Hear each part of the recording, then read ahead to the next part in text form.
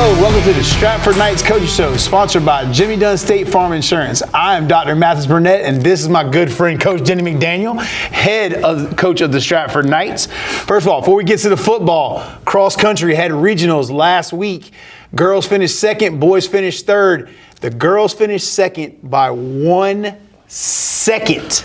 And Coach Ryder-Bush was letting us know that is the case, was it not, Coach? Yes, he was. I got a phone call, and there was going to be a protest, but luckily the results came back out right, because you do not want to angry Coach Ryder-Bush. That much I can tell you. Nobody needs that.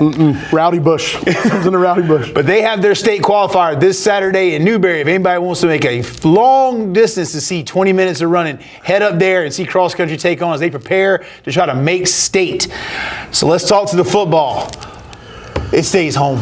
It stays home. Stays where it belongs. It was calling. It was going back to his staying home. It was going for like 2 weeks where they were refurbishing it because we have a new sponsor, Century Aluminum. But it came back to the castle. It's in city limits.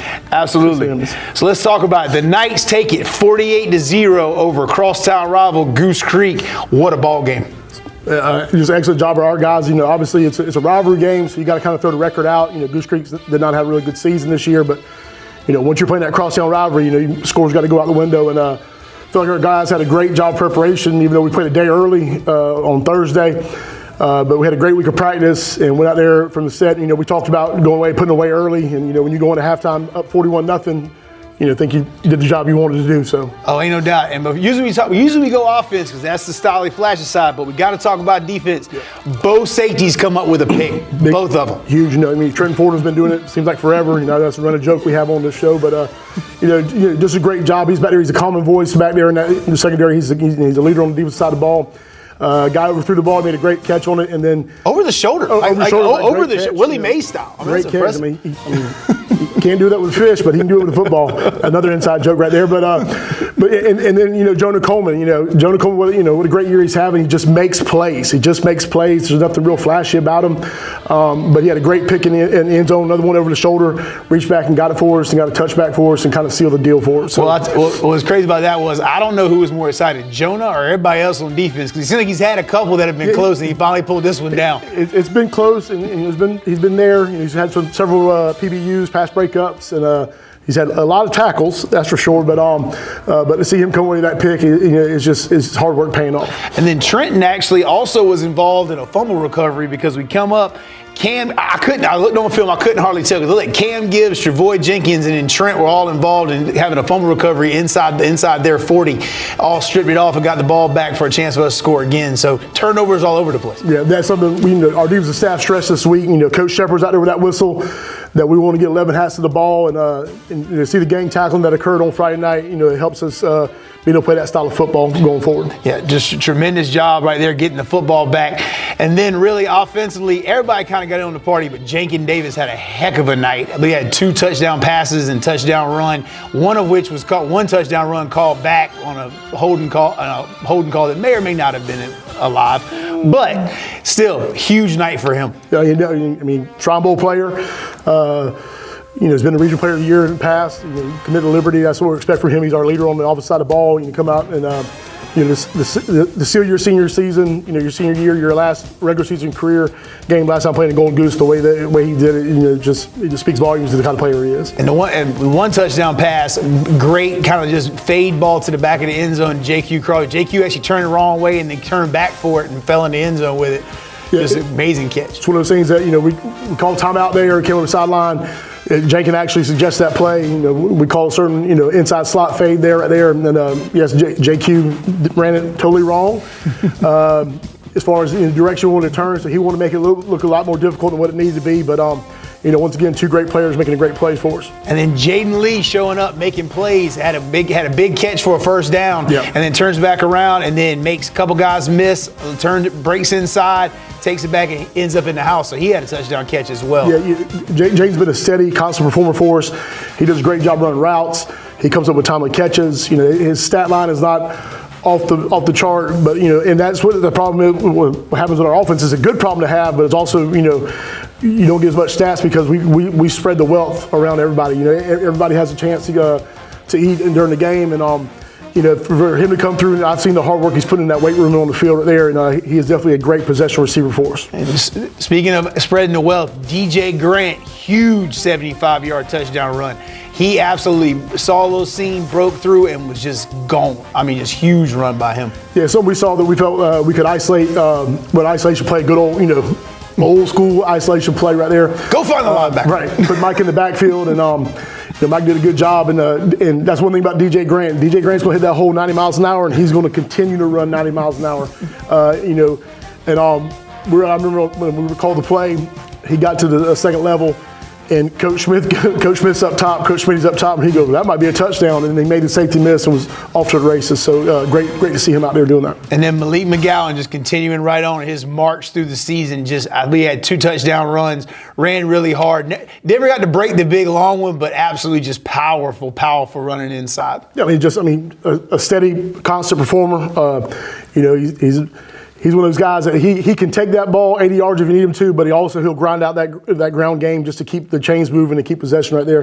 Done a really good job. You talk about, showing off in the region. I believe in 5 region games, he's rushed for over 1,200 yards in those 5 region games. So just a tremendous region performance from him in every ball game. Especially when you have to have it, because the region is what really matters at that point.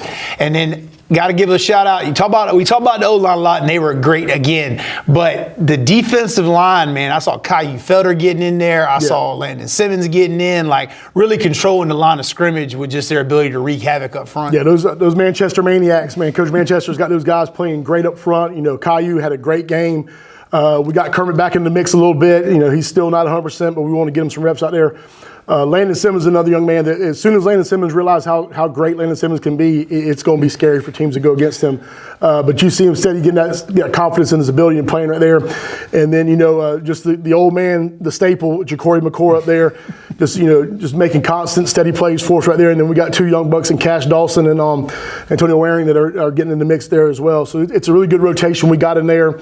And those Manchester Maniacs doing a great job for us. Yeah, exactly. Linebackers were all over the place as well. Mason Morris, Bryce Clemens, just really, defensively, you hold somebody to 0 points. They did everything they were supposed to do when they were supposed to do it. Just a tremendous job on their side of the ball. Yeah, I think the final stat line was, obviously shutout, but I think it was 31 total yards, -8 yards rushing, and they had, 38 yards passing on 2 pass plays, which, that happens. We got everybody in the ball game, everybody got in the mix. You mentioned those linebackers. We also had, Devon Ziles playing really well. Anthony Mack got out there. Just see those guys back up, like Keytron Ancrum's been really doing a good job in practice for us and got some reps out there. So we get a lot of those young guys into the mix right there. Exactly. And as we come forward, looking forward, got a week off, man. You go on vacation, sit in my tie, hang out, man. Just chill out. Coke Zero's over here. We're just chilling right now, just chomping the bit, trying to figure out what film to watch. So exactly. So we are the official number 2 seed. So it was very, very close. I was ignoring my family when I was trying to see how close it was actually going to be. We finished ahead of Sumter in the RPI, which if you want somebody to explain it to you, find somebody better at math than Coach Burnett is.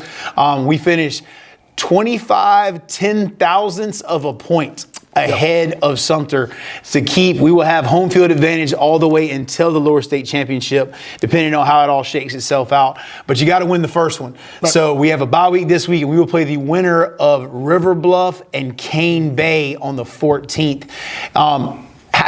Stuff you got to prepare for both of them, right? Yeah, that's the thing about, somebody's asking how great is it to have a bye first round? Well, it's one of those things where, yes, it's good, but it's also kind of something you don't want to do because we got a good rhythm going right now. We've won 9 ball games in a row, and but we're going to deal with it. The good thing about this is it allows us to have some practice time, preparation time to prepare for the level of competition we're going to face. Everybody's good in the playoffs.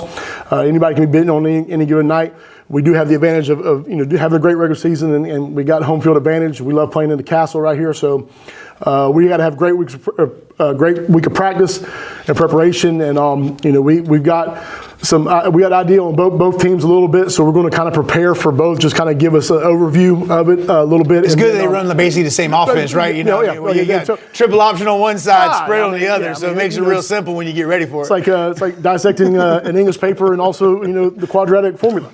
But we're going to look at it. And we're going to see what we got right there, and we're going to focus on us really this week, getting better at some things we want to get better at, and then hopefully it lends itself, and we'll find out who we're playing Friday night, and we'll get started work on Saturday morning. It really is too. Like you really talk about there being 3 sections to the season. You got your non-region schedule to get yourself prepared. You got your region schedule, and then the postseason. And it really is 0-0. I've seen 4 seeds give 1 seeds the business. I've seen it go up and down. So like it is really a 1-game sample, which is what makes it fun. But you got to beat good people, and like how do you keep everybody focused, just getting ready? Because you have an ultimate goal, which is to win the state championship at the end. Question. And I think really, as a coach for us, and I've said this time and time again this year, our senior leadership and our leadership council has done a great job of keeping these guys dialed in and focused. And you know, as a coach, it's a lot easier if your players hold themselves accountable. It's a lot easier for a coach to try to do that. Absolutely. And it's tough. You know, it's tough trying to get these guys focused and dialed in. Obviously, we had a great season. You know, it's that fine line you got to walk between being confident and cocky. Mm-hmm. And right now, we're playing very confident, which we should be. But I haven't seen anybody be too cocky about that. And I think our guys check each other about that. You know, we talked to them this morning about what do they want at practice. And all of them said, we want intensity, we want to fly around, we want to hit it some, you know, tomorrow morning. And as a coach, it's a breath of fresh air to have these guys that they want to be pushed, they want to be coached, and they understand that, you know, the toughest games are ahead of us. Well, we're looking forward to it. And again, the Knights will be at home on the 14th. Off this week, play on the 14th. We need to make sure we come out and pack the castle but there will be a coaching show next week. We talked to our media tech department, Mr. Buck. I believe we're going to do the top 10 plays of the season, which means we got to get on Huddle and find everything. We'll be excited to do that. Again, this is the Stratford Knight Coach Show, sponsored by Jimmy Dunn State Farm Insurance. Go Knights.